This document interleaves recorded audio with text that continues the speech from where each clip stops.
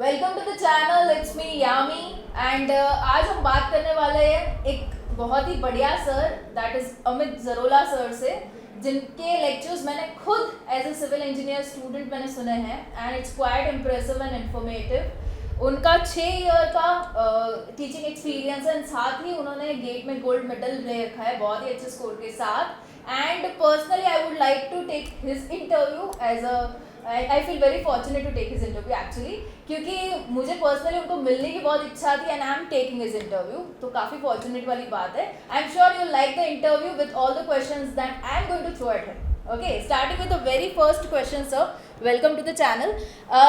Gate के लिए बच्चों को कैसे, किस पॉइंट से हम इंस्पायर कर सकते हैं, लाइक फोकस कैसे दिलवा सकते हैं कि गेट एग्जाम सही में बहुत इंपॉर्टेंट है और उससे बहुत ही ज़्यादा सक्सेस बच्चों को मिल सकती है? देखिए मैडम, एक्चुअली क्या है कि सबसे पहले तो आपका धन्यवाद कि आप आपके चैनल पे मुझे इनवाइट किए इस चीज़ के लिए। तो जितने भी हमारे गेट के एस्पिरेंट्स हैं जो या गेट पढ़ाई करना चाहते हैं, गेट देना चाहते हैं या गेट के लिए मोटिवेट होना चाहिए, फिलहाल में यदि आप फर्स्ट ईयर में, सेकंड ईयर में, थर्ड ईयर में, किसी भी ईयर में स्टूडेंट है, मैं आप सभी को कवर करते हुए अपने पॉइंट्स रखूँगा। देखिए, गेट जो एग्ज़ाम है, graduate aptitude test in engineering, अब यहाँ पर एक शब्द आ रहा है एप्टीट्यूड। तो हमें ये जानना इंपॉर्टेंट है कि गेट एग्ज़ाम के थ्रू आईआईटी के प्रोफेसर्स आप में क्या चेक करना चाहते हैं या आपने वो कौन सी स्किल डेवलप करना चाहते हैं। तो एप्टीट्यूड यहाँ पर इसलिए डाले जाते हैं आपके क्वेश्चंस में ताकि we want to check how you solve the engineering problems logically. आप कितने लॉजिक्स लगा सकते हैं इंजीनियरिंग प्रॉब्लम्स को सॉल्व करने में। देखिए क्या होता है मैडम, जब भी हम कॉलेजेस में पढ़ते हैं, यूनिवर्सिटीज़ की जो क्लासेस अटेंड करते हैं, हमें वहाँ पर एक मैनुअल अप्रोच के फॉलो करना होता है, कन्वेंशनल प्रोसेस को फॉलो करना होता है, उस तरीके से हम हमारा सिलेबस कंप्लीट करते हैं। But when we come to GATE we focus more on the applications part, कि जो हम लोगों ने पढ़ा उसको कैसे अप्लाई किया जाए और आपके जो क्वेश्चंस आते हैं वो वहीं से आते हैं। तो यदि आप इनिशियल स्टेज पर है, गेट का प्रिपरेशन करने का सोच रहे हैं, तो यकीनन आपके लिए बहुत ही अच्छा होगा और आप इस वे में अपनी स्टडी करिए। आप हो सकता है शायद फर्स्ट ईयर में हो या सेकंड ईयर में हो, आप अपनी स्टडी इस वे में करिए कि आप अभी से ही चीज़ों के एप्लीकेशंस को जानना स्टार्ट करिए। जैसे जैसे आपको एप्लीकेशंस का नॉलेज होता चला जाएगा, डेफिनेटली आप उसको गेट में कन्वर्ट भी करते चले जाएंगे, है ना। तो आप इस पर ज़्यादा फोकस करिए, that will be more important for you. वही सही चीज़ है, क्योंकि मैंने खुद गेट दिया, even I have qualified GATE, तो it's basically application of the technical knowledge that you gain. तो हर फंडा, हर कंसेप्ट को सही से समझना स्टार्टिंग से इज़ वेरी इंपॉर्टेंट। सर मैं जैसे कि हम दोनों ही सिविल बैकग्राउंड से हैं, तो सर मैं आपसे पूछना चाहूँगी, सिविल के कौन कौन से सब्जेक्ट्स स्टूडेंट्स को पहले से ही ध्यान में रखने चाहिए ताकि वो लोग गेट में जब अंतिम पड़ाव में पहुँचे, like in third year they can attempt GATE, right, तो तब जाके उनको सब्जेक्ट्स काम लगे? जी बिल्कुल। सिविल इंजीनियरिंग की यदि हम बात करें तो मैं अलग अलग ऑडियंस को कवर करते चला जाता हूँ एक एक बार। जैसे कि कोई अभी गेट 2023 देना चाहता है ना, तो उसके लिए यदि अपन बात करें तो अब समय कम बचा है उसके पास, देखा जाए तो मोटा मोटा 4 महीने बचे हैं। तो यदि आप गेट 2023 को टारगेट करना चाहते हैं तो अभी आपके पास कम समय है, इसलिए आपको उन सब्जेक्ट्स पे ज़्यादा फोकस होना चाहिए जिसमें वेटेज ज़्यादा हो। जैसे कि मैं आपको कहूँ कि आप मैथ्स और एप्टी को तो बिल्कुल पढ़िए, क्योंकि सीधे सीधे आपको 28 मार्क्स देकर जाएगा। उसके बाद आप ट्रांसपोर्टेशन देखिए, जियो टेक्निकल इंजीनियरिंग देखिए, एनवायरमेंटल इंजीनियरिंग देखिए। तो ये टोटल 5 सब्जेक्ट्स जिनके मैं नाम लिया हूँ, ये 5 सब्जेक्ट्स ही आपको कम से कम 50 से 60 नंबर देके जाएंगे। तो आप वेटेज वाइज ज़रूर अपनी स्ट्रेटेजी प्लान कीजिएगा। अब मैं बात करता हूँ उन स्टूडेंट्स की जो 1 ईयर का या 2 ईयर का ब्रेक लेके पढ़ते हैं, या हो सकता है कॉलेज गोइंग स्टूडेंट्स और वो गेट की प्रिपरेशन करना चाहते हैं, तो उन लोगों को बेसिक से स्टार्ट करना चाहिए। उन्हें इन वेटेज वाइज सब्जेक्ट्स पर पहले फोकस करने की ज़रूरत नहीं है। They should start with the strength of material and the fluid mechanics, क्योंकि ये ऐसे सब्जेक्ट्स होते हैं जो इनिशियल स्टेज पे ही पढ़ा दिए जाते हैं कॉलेजेस वगैरह में।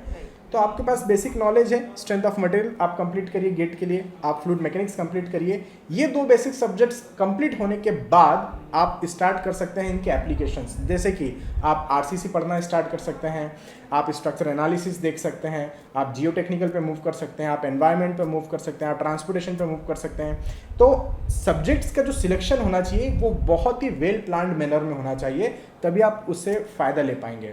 और मैं तो हम लोग जैसे भी क्लासेस प्लान करते हैं, चाहे वो लाइव फॉर्म में हो चाहे ऑफलाइन फॉर्म में हो, हम लोग इस बात का ज़रूर केयर करते हैं कि हमारी क्लास में जो बच्चा बैठा है वो कौन से सेमेस्टर का है, तो हम उसके हिसाब से उसका सब्जेक्ट प्लान करते हैं क्लास में गेट के लिए।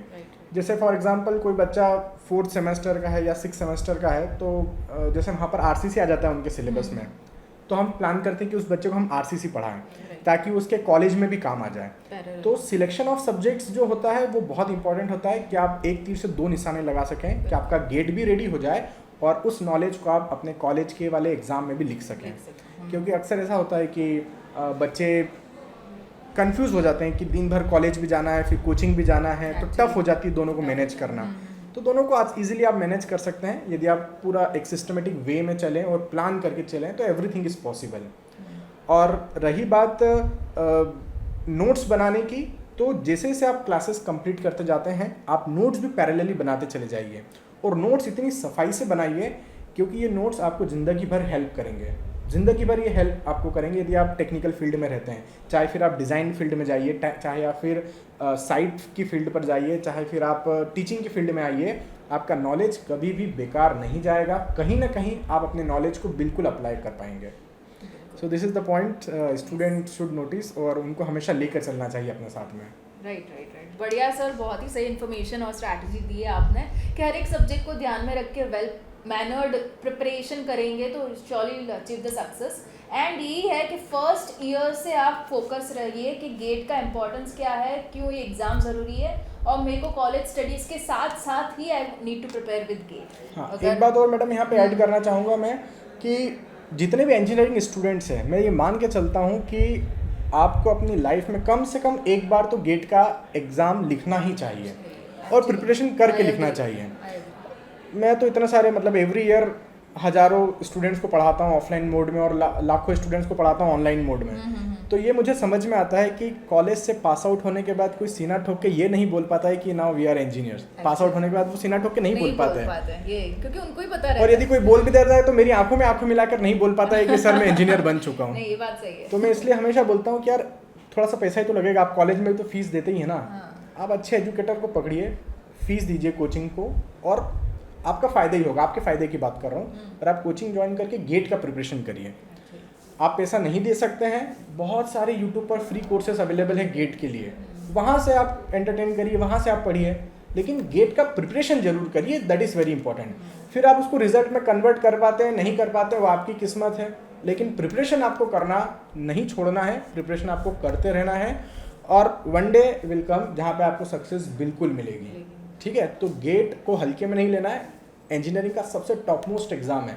मैं इंजीनियरिंग सर्विसेज के भी ऊपर रखता हूँ गेट को। अच्छा। आप कंपेयर करेंगे इंजीनियरिंग सर्विसेज और गेट को, तो जो लेवल ऑफ टफनेस होता है, जो वेराइटी होती है क्वेश्चंस की, वो आपको गेट में ज़्यादा अच्छा देखने को मिलेगा। इंजीनियरिंग सर्विसेज में सिलेबस वास्ट है, आपको बहुत सारा पढ़ना है। गेट में सिलेबस लिमिटेड है, लेकिन आपको ट्रिकी वे में पढ़ना है, बहुत स्मार्टली पढ़ना है। ठीक है, तो जहाँ पे लॉजिक्स लगाने की बात आती है, जहाँ लेवल ऑफ क्वेश्चन जज करने की बात आती है, जहाँ ट्रिक्स अप्लाई करने की बात आती है, जहाँ आपको अपनी स्मार्टनेस शो करने की बात आती है, वो आपको गेट एग्जाम में देखने को मिलेगा। तो आप गेट को ज़रूर इम्पोर्टेंस दीजिए। और जैसे मैडम भी बताई कि अभी गेट का थोड़ा सा स्टूडेंट्स का रुझान कम रहता है। गेट के मैं देखता हूँ कि जो इंजीनियरिंग बैकग्राउंड के स्टूडेंट्स हैं वो आईटी फील्ड में मूव कर रहे हैं, और सिविल के स्पेशली आईटी मूव में चले जा रहे हैं, और कुछ लोग बैंकिंग में जा रहे हैं, कुछ लोग पुलिस वाले फील्ड में, कोई पटवारी बन रहा है, कोई कुछ कर रहा है। अरे भाई, हमारे पास बहुत जॉब्स है, इंजीनियर्स के लिए बहुत जॉब्स है। लोग बोलते होंगे कि भाई गली गली बहुत इंजीनियर्स है, आप जिस गली मोहल्ले से निकलोगे आपको हर घर में इंजीनियर मिलेगा। आई एक्सेप्ट कि हर घर में इंजीनियर है, लेकिन अच्छे इंजीनियर्स की आज भी कमी है। सही है, अच्छे इंजीनियर्स की आज भी कमी है।